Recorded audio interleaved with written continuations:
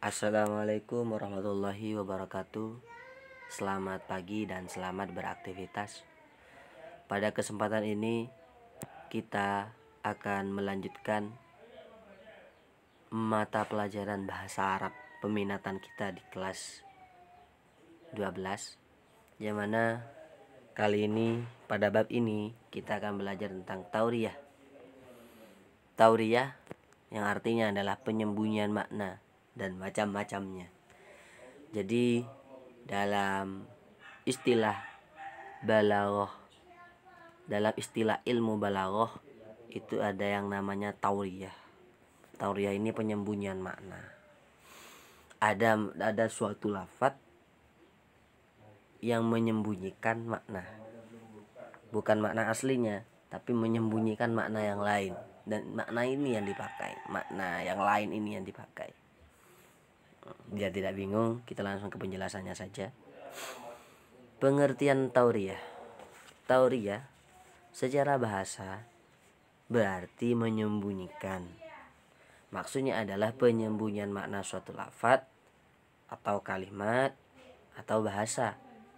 Jadi tauriyah ini termasuk dalam kategori muhassinatul ma'nawi atau memperelok makna.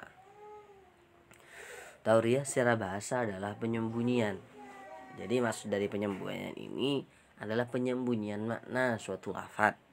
Ada lafaz yang menyembunyikan makna, atau ada kalimat yang menyembunyikan makna, atau ada kalimat yang ada bahasa yang menyembunyikan makna. Misal begini, ada suatu lafaz, contoh lafaz wajhu rabbika. Kalau arti sebenarnya wajhun ini kan wajah. Wajhun ini kan wajah. Tapi di dalam kata wajhun ini ada penyembunyian makna. Dalam artian cara memaknai lafaz wajhun tidak boleh dimaknai atau diartikan wajah. Tapi ada makna yang tersembunyi di situ. Apa makna yang tersembunyinya? Yakni zat. Wajhu rabbika, zat Allah. Seperti itu. Jadi secara bahasa tauriyah itu adalah penyembunyian, menyembunyikan. Maksudnya adalah menyembunyikan makna suatu lafaz, suatu kalimat, dan suatu bahasa. Langsung pada pengertian tauriyah secara istilah. Tauriyah secara istilah adalah ayyal kurul mutakallimu lafdon mufradan lahu maknayani qaribun dhahirun wairu muradin wa ba'idun khafiyun wa huwa al muradu. Tauriyah adalah mengungkapkan suatu lafaz yang mempunyai dua makna. Jadi mengungkapkan suatu lafaz yang mempunyai dua makna maksudnya memakai satu kata, satu lafaz. Nah, lafaz ini memiliki dua makna. Satu lafaz ini memiliki dua makna. Kayak tadi wajhu rabbika. Wajhu ini memiliki dua makna. Satu berarti wajah, dua berarti zat. Ya. Makna yang pertama makna yang dekat dan jelas. Ya, dekat dan jelas. Karena wajhun itu makna dekatnya, yang jelasnya artinya memang wajah. Yang tidak dimaksud, tetapi wajhu yang tidak dimaksud, bukan ini yang dimaksud.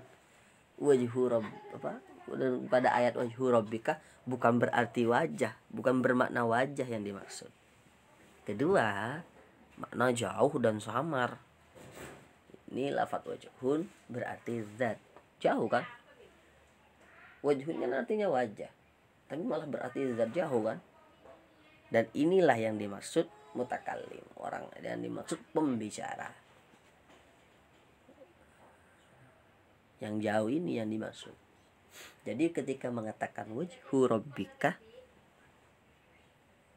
yang terlintas di pendengar, yang terlintas di kita awalnya wajhu rabbika itu wajhu kan berarti wajah. Tetapi karena ini adalah tauriyah, penyembunyian makna, maka jangan diartikan wajah, tapi memakai makna yang disembunyikan. Apa makna yang disembunyikan? Zat. Jadi bilangnya begini, bilangnya wajah, kan? Maksudnya harusnya begitu. Wah ya, maksudnya harusnya kan wajah, karena emang jelas wajah. Malah bukan begitu. Ternyata bukan berarti wajah, tapi justru berarti apa? Justru berarti zat. Yang mana ketika diartikan zat maknanya sangat jauh sekali, sangat samar sekali, dan tidak bisa kita jangkau dengan akal, saking jauhnya. Tapi malah makna yang jauh ini yang dimaksud oleh si pembicara. Itu namanya tauriyah. Contoh tauriyah. Langsung pada contoh. Huwaladzi yatawaffakum billaili wa ya'lamu ma jarahtum bin nahari. Yang artinya, dan dialah yang mematikan kamu di waktu malam, dan dia yang mengetahui apa yang kamu perbuat dari dosa di siang hari. Pembahasannya seperti ini. Tauriyah.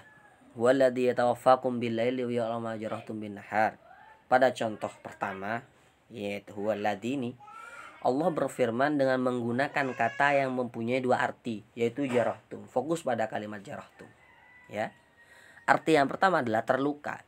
Jarahtum itu terluka. Jaraha, jarahu. Jarahta, jarahtuma, jarahtum. Nah, ini artinya terluka. Dan kedua, berbuat dosa. Bisa berarti terluka, bisa berarti berbuat dosa. Bila kita membaca firman Allah tersebut, kita akan segera mengatakan bahwa jarahtum berarti kamu terluka. Kalau kita baca waladzi tawaffakum, ini jarahtum ini yang terlintas di benak kita pertama kali, jarahtum berarti luka. Kenapa? Karena memang kamu terluka ini lebih dekat dan lebih memang itu arti dari jarahtum. Langsung muncul di pikiran kita. Munculnya arti luka di pikiran itu sangat wajar, mengingat sudah ada kata yatawaffakum yang artinya mematikan. Apa petunjuknya bahwa kenapa bisa yang terlintas pertama kali di benak kita jarahtum itu berarti luka? Karena ada petunjuknya. Ini lafaz yatawaffakum. Yatawaffakum itu artinya mematikan. Kata-kata mati itu lebih identik dekat dengan luka, kan? Daripada dekat dengan berbuat dosa. Ada kata-kata mati, ada kata-kata luka, dan ada kata-kata berbuat dosa. Nah, seperti itu. Otomatis mana yang lebih dekat dengan kata-kata yatawaffakum, yang lebih memungkinkan dengan kata-kata yatawaffakum? Tentu yang luka, karena mati itu identik dengan luka, bukan berbuat dosa. Tapi malah yang dimaksud di ayat ini adalah berbuat dosa. Penjelasan rincinya seperti ini. Jarahtum ini memiliki dua arti. Arti pertama dan yang dekat itu terluka. Arti yang kedua yang jauh itu adalah berbuat dosa. Seperti itu. Karena jarahtum ini adalah tauriyah, maka yang dikehendaki itu adalah bukan yang pertama, tapi yang kedua, yang justru lebih jauh, dan itu yang dipakai. Harusnya kan gini. Harusnya jarahtum ini artinya ada yang pakai arti yang dekat, terluka. Kenapa harus berarti terluka? Harusnya ya. Harusnya karena di sini ada kata yatawaffakum yang mendukung untuk memakai arti pertama yang lebih dekat. Karena kata-kata mati, mematikan, ini lebih dekat dengan kata yang kamu jadikan terluka. Tetapi salah. Bukan begini yang dimaksud. Maksudnya jarahtum tidak boleh diartikan terluka, karena ini tauriyah. Ada makna yang tersembunyi di situ. Tetapi begini yang betul, dan dialah yang mematikan kamu di waktu malam, dan dia yang mengetahui apa yang kamu perbuat dari dosa di siang hari. Jadi tetap memakai arti yang kedua, yang jauh yang dipakai, yaitu berbuat dosa. Nah, jarahtum ini disebut tauriyah, dan inilah yang benar, dan inilah yang dimaksud. Apabila kalian tidak paham, dipersilakan untuk mengulang lagi.